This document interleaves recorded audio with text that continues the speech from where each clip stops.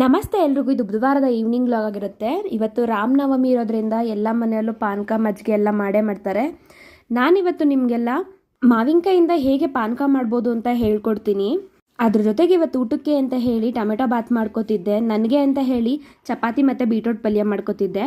Tomato ಬಾತ್ಗೆ ಅಂತ ಹೇಳಿ cooker ಇಟ್ಕೊಂಡು ಒಂದು ಸ್ವಲ್ಪ ಎಣ್ಣೆ ಹಾಕ್ಕೊಂಡು ಪಲಾವ್ ಎಲೆ, ಏಲಕ್ಕಿ ಮತ್ತು ಲವಂಗ ಹಾಕ್ಕೊಂಡು ಸ್ವಲ್ಪ ಕರಿಬೇವು, ಹಸಿಮೆಣಸಿನ್ಕಾಯಿ, ಈರುಳ್ಳಿ, ಶುಂಠಿ ಬೆಳ್ಳುಳ್ಳಿ ಪೇಸ್ಟು, ಟೊಮೆಟೊ, ಚಿಲ್ಲಿ ಪೌಡ್ರು, ಅರಿಶಿನ, ಧನಿಯಾ ಪುಡಿ, ಗರಂ ಮಸಾಲ ಹಾಕ್ಕೊಂಡು ನೆನೆಸಿಟ್ಟಿರೋ ಅಕ್ಕಿನ ತೊಳೆದು ಹಾಕ್ಕೊಂಡು ಬೇಕಾಗಿರೋಷ್ಟು ನೀರು ಹಾಕ್ಕೊಂಡು ರುಚಿಗೆ ತಕ್ಕಷ್ಟು ಉಪ್ಪು, ಕೊತ್ತಂಬರಿ, ಪುದೀನ ಹಾಕ್ಕೊಂಡು 2 ವಿಜಿಲ್ ಕೂಗಿಸ್ಕೊಂಡ್ರೆ ಟೊಮೆಟೊ ಬಾತ್ ರೆಡಿ ಆಗುತ್ತೆ. ಅದಾದ್ಮೇಲೆ ಮಾವಿನಕಾಯಿ ಪಾನಕಕ್ಕೆ ಅಂತ ಹೇಳಿ ಮಾವಿನಕಾಯಿನ 2 ವಿಜಿಲ್ ಕೂಗಿಸ್ಕೊಂಡು ಈ ಥರ ನೀಟಾಗಿ ಸಿಪ್ಪೆ ಎಲ್ಲ ಎಳ್ಕೊಂಡು ಅದನ್ನು ಚೆನ್ನಾಗಿ ಸ್ಮ್ಯಾಶ್ ಮಾಡಿಕೊಂಡು ರುಚಿಗೆ ಬೇಕಾದಷ್ಟು ಬೆಲ್ಲನ ನಾನು ಕರಗಿಸಿಟ್ಕೊಂಡಿದ್ದೆ. ಅದನ್ನು ಸೋರಿಸಿ ಹಾಕ್ಕೊಂಡು ಒಂದು ಸ್ವಲ್ಪ ಉಪ್ಪು ಹಾಕ್ಕೊಂಡ್ರೆ ಈ ಪಾನಕ ರೆಡಿ ಆಗುತ್ತೆ. ಇದನ್ನು ಟ್ರೈ ಮಾಡಿ ಹೇಗಿತ್ತು ಅಂತ ತಿಳಿಸೋದನ್ನು ಮರಿಬೇಡಿ.